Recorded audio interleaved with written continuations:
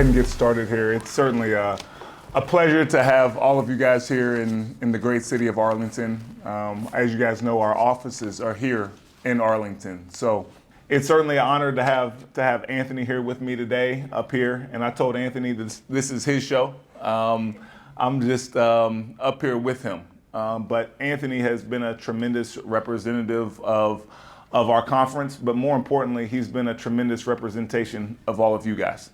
As a football student athlete at ACU, not only did he excel on the field, but he's really excelled off the field, and he's led with his voice. So yeah, just a little bit about me and my journey in SAAC. I'm finished up 3 years now, I think, Marlon, on WAC SAAC. You know, it's been a long time. Got involved at my institution, just representing my football team, and wanted to continue to advocate, you know, and create a deeper voice for the athletes on campus. So I got more involved within my institution. More recently, I was commissioned last year to represent the conference on National SAAC, like Commissioner Thornton said. So I've sat on National SAAC for a full year now. I'm going into my second year. Actually, a couple weeks ago, I was commissioned as the vice chair of that group. So I will be sitting on Division I Council for the first time. And so really get a great opportunity to not only represent the conference and the institutions that are in our conference, but a more broader group of student athletes as I sit with the administrators that really work on the day-to-day operations of the NCAA. So again, incredible opportunity, and I'm really excited to represent you guys. 2 weeks ago, myself, along with 4 other student athletes, got the privilege to go on the Capitol and advocate for student athlete protections, employment status protections, and NIL uniformity in front of congressional staff and Senate staff. That was a really transformative experience, being able to, you know, get in front of the people that, you know, can actually help us. And so again, trying to tie in SAAC and just engaging, like using your voice, using your platform, you know, to make a difference. This is definitely a transformative time in college athletics. I mean, there's not really a more opportune time for student athletes to speak up and speak out than now, with everything that's been moving, obviously, with house settlement, transfer portal, and NIL, and all the different moving parts. You know, this is the time that, you know, we should be standing up and speaking to the things that directly impact our experiences. There has been some conversation nationally about, because of some of these changes in maybe competitive equity, do we look at a similar model for other sports? You know, right now, FCS football is, you know, kind of the one vehicle where there's the CFP, the college football playoffs, where you have your A5, A4, plus, you know, the group of 5 that are all kind of competing for the CFP, what you kind of see on TV. And then the NCAA has a sanctioned level of football, FCS, which Anthony participates in, which is a playoff system that goes through the NCAA structure.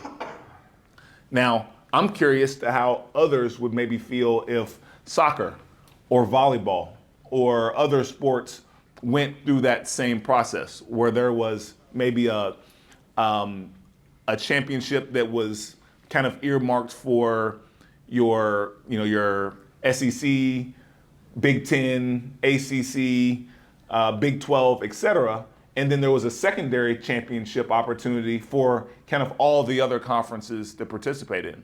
So you wouldn't necessarily be playing against Texas or Texas Tech. You might be competing against institutions that are more similarly positioned nationally as you.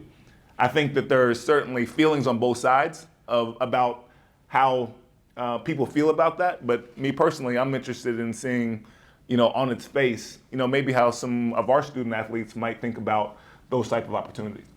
I think for me, obviously, like I've, you know, had that opportunity to, you know, have that segmentation. So competed in FCS, but, you know, obviously played against Mizzou, Texas A&M, Virginia, Mississippi State. You know, you still get those opportunities to, you know, compete with some of those institutions at that level. But obviously we compete in a separate championship. We have a, you know, automatic qualifier within our conference that, you know, if you win your conference, you get automatic bid into the FCS playoffs. And so that's my world. I've definitely, appreciate that in that sense, but also appreciate the opportunity to play against, bigger competition or what you have it, but definitely interested to see you guys' thoughts on that.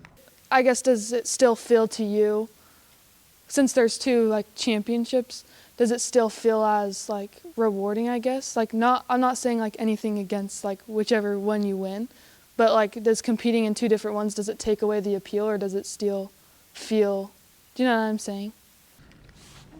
Yeah, good question. Yeah, it is a great question because I think one of the things as we're talking about all of this stuff is student athlete experience. What is the experience that makes the most sense for our student athletes? And I think that you asked a great question because you're trying to differentiate what is the most valuable experience. And I think that the thing that we're realizing is it's in the eye of the beholder. Everybody's desire or what somebody views as a great experience is going to be a little bit different. There's some, as we talked about, that a great experience is, regardless of what seed you are, it's going to play the #1 team in the entire country and having a chance. And that would be a great experience. And there's nothing wrong with that. I keep going back to the basketball analogy because that's one that everybody kind of resonates with. But like, if you're a 16 seed and you get to go play Kansas, like, there's nothing like it. You're getting to play against the #1 team in the entire country. And are you going to lose? Probably. But you know what? You get to play in that environment, in front of that crowd, on national TV, all those things. The reality of it is, if you play in obviously the FCS National Championship is on ABC. It's a really big deal, the FCS National Championship. But some of the preliminary games aren't going to have the same level of exposure as you would if you were the 16 seed playing against Kansas. So it just kind of depends. Like Anthony said, a lot of people they just want to compete for a championship, a national championship. When you're competing for something that is a bowl game or whatever, like, yeah, you might get a gift pack with, a couple shirts in it or whatnot and make a trip. But like 10 years later, 15 years later, they're going to say, okay, what did you do as a senior? Like, what was your experience? Do you want to say, like, I played in the national championship game and we had a chance to win? Or is it, we played in the Idaho Potato Bowl, and Pop-Tart Bowl. We went and, it was a good experience, but like, there's a difference there. But it all depends on kind of in the eye of the beholder. And I don't think either one is wrong. I have a question. I'm Abby Smith. I'm from ACU. I play soccer there.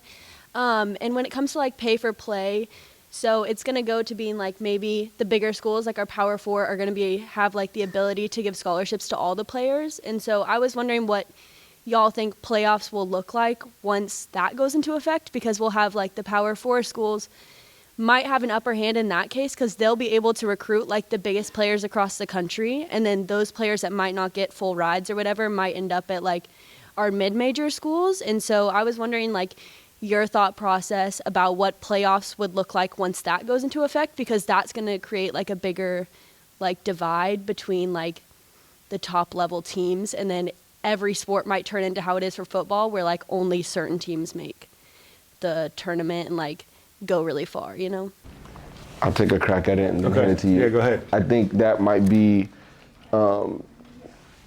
why, the conversation point that you brought up to begin with was a conversation. I think, at least from some of the conversations I've been a part of, the sentiment for at least some at the national level and in just different levels is that divide already exists.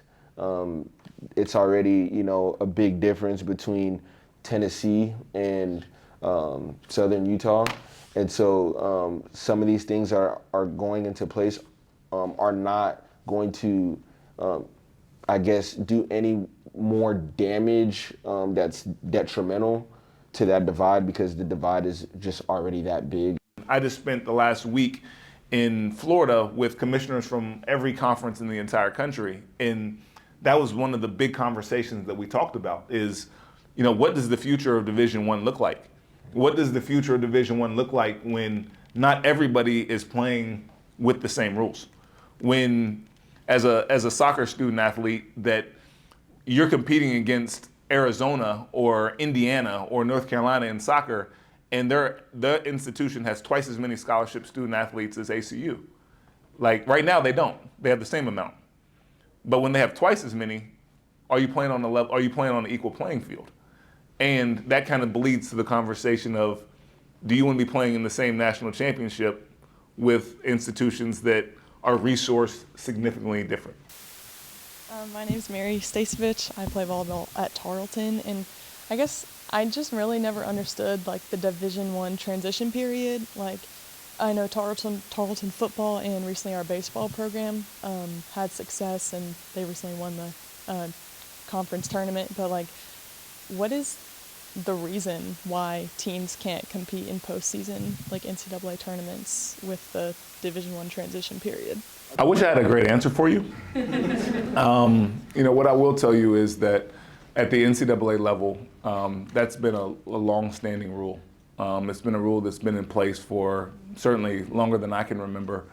And I think that it was rooted in kind of the process from going from Division I or Division II to Division I, kind of checks and balances, making sure that, you have the ability to resource appropriately, thank you. You have the ability to staff appropriately. Capacity, there's so many things that you have, benchmarks that you have to kind of check off. Now, do I think 4 years is too long? Yeah, probably so. And I think that they're looking at ways to cut those numbers down.